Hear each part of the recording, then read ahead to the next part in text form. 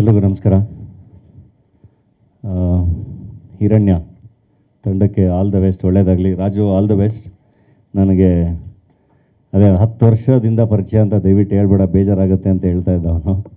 10 ವರ್ಷದ ಹಿಂದೆ 2013ರಲ್ಲಿ ಅನಿಸುತ್ತೆ, 2013-12ರಲ್ಲಿ ಯಾವುದೋ ಒಂದು ಯುಗಾದಿ ಹಬ್ಬದ ದಿನ ಒಂದು ಫೋಟೋ ಶೂಟ್ ಮಾಡಿದ್ವಿ. ನಾನು ರಾಜು ಇಬ್ಬರು ಆ್ಯಕ್ಟ್ ಮಾಡಬೇಕಾಗಿತ್ತು. ಅದರಲ್ಲಿ ರಾಜುಗೆ ಒಂದು ಹೀರೋಯಿನ್ ಇದ್ರು ಅನಿಸುತ್ತೆ, ಲವರ್ ಬಾಯ್, ಒಂದು ಹುಡುಗಿ ಜೊತೆ ಫೋಟೋ ಶೂಟ್. ನನಗೆ ಇಲ್ಲೆಲ್ಲ ಬ್ಯಾಂಡ್ ಎಲ್ಲ ಕಟ್ಟಿ ಧೂಳೆಲ್ಲ ಹಾಕಿ ಬ್ಲಡ್ ಎಲ್ಲ ಹಾಕಿ ಮಚ್ಕೊಟ್ಟು ಒಂದು ಫೋಟೋ ಶೂಟ್ ಆಗಿತ್ತು. ಬಟ್ ಅದು ಸಿನಿಮಾ ಆಗಲಿಲ್ಲ.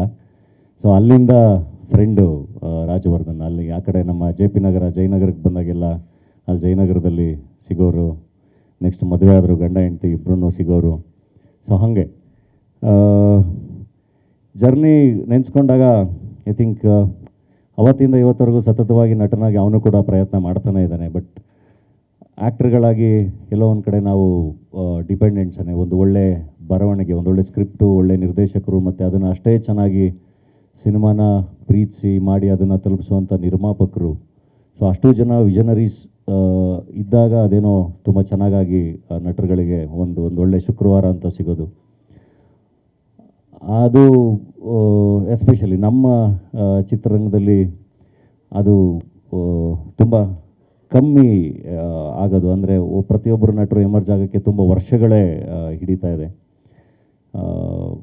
ಸೊ ರಾಜುಗೆ ಹಿರಣ್ಯ ಸಿನಿಮಾ ಮೂಲಕ ಒಂದೊಳ್ಳೆ ಶುಕ್ರವಾರ ಸಿಗಲಿ, ಹಿರಣ್ಯ ಒಂದೊಳ್ಳೆ ಅದ್ಭುತವಾದ ಶುಕ್ರವಾರ ಆಗಲಿ ಅಂತ ಹೇಳಿ ನಾನು ವಿಶ್ ಮಾಡ್ತೀನಿ.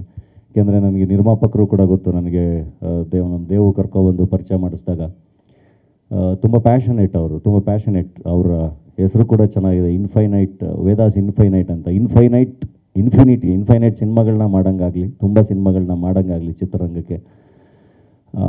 ಟೈಟ್ಲು ಅಂತ ಬಂದಾಗ ಅದೇನಿಲ್ಲ. ಈಗ ನಾನು ಇವನ್ ಇಲ್ಲಿ ಇವತ್ತು ಈವೆಂಟಿಗೆ ಬರೋಕ್ಕೆ ನಾನು ನಮ್ಮ ಹರೀಶ್ಗೂ ಹೇಳಿದೆ, ನಾನು ಯಾವ ಟ್ರೇಲರ್ ಈವೆಂಟ್ಗೂ ಬರಲ್ಲ, ನಾನು ಎಲ್ಲೂ ಬರಲ್ಲ, ಸಾಕು ನನಗೆ ಈ ಕೆಲಸ, ಶೂಟಿಂಗು, ಪ್ರೊಡಕ್ಷನು ಇದೆಲ್ಲದರ ಮಧ್ಯೆ ಪರ್ಸ್ನಲ್ ಲೈಫ್ ಇಲ್ದಂಗೆ ಆಗ್ಬಿಟ್ಟಿದೆ. ಪ್ರತಿ ಸರಿನೂ ಸಿನಿಮಾ ರಿಲೀಸ್ ಪ್ರತಿ ಶುಕ್ರವಾರ ಕರೀತಾನೆ ಇರ್ತಾರೆ. ಬಟ್ ಎಲ್ಲೋ ಒಂದು ಕಡೆ ಆ್ಯಸ್ ಎ ಫ್ರೆಂಡ್ ಅನ್ನೋದಕ್ಕಿಂತ ಈಗ ರಾಜು ಕರೆದಾಗ ಬಂದೇ ಬರ್ತೀವಿ. ಜೊತೆಗೆ ನಿರ್ಮಾಪಕರು ಬಂದಾಗ ನಾನು ಒಬ್ಬ ನಿರ್ಮಾಪಕ ಆಗಿ ಹೋಗಿ ಬಂದ್ಬಿಡೋಣ ಅಂತಲೇ ಅನಿಸುತ್ತೆ. ಏಕೆಂದರೆ ಇವತ್ತಿನ ಪರಿಸ್ಥಿತಿಲಿ ಐ ಡೋಂಟ್ ನೋ, ನಾವು ಬಂದು ವಿಶ್ ಮಾಡೋದು ಎಷ್ಟರ ಮಟ್ಟಿಗೆ ವರ್ಕ್ ಆಗುತ್ತೆ ಗೊತ್ತಿಲ್ಲ. ಬಟ್ ವಿಶ್ ಮಾಡೋದು ತುಂಬ ಇಂಪಾರ್ಟೆಂಟ್ ಆಗುತ್ತೆ, ಅದೊಂದು ಜವಾಬ್ದಾರಿ ಆಗುತ್ತೆ. ಒಳ್ಳೆಯದಾಗಲಿ ನಿರ್ಮಾಪಕರಿಗೆ, ತುಂಬ ಚೆನ್ನಾಗಾಗಲಿ ಸಿನಿಮಾ.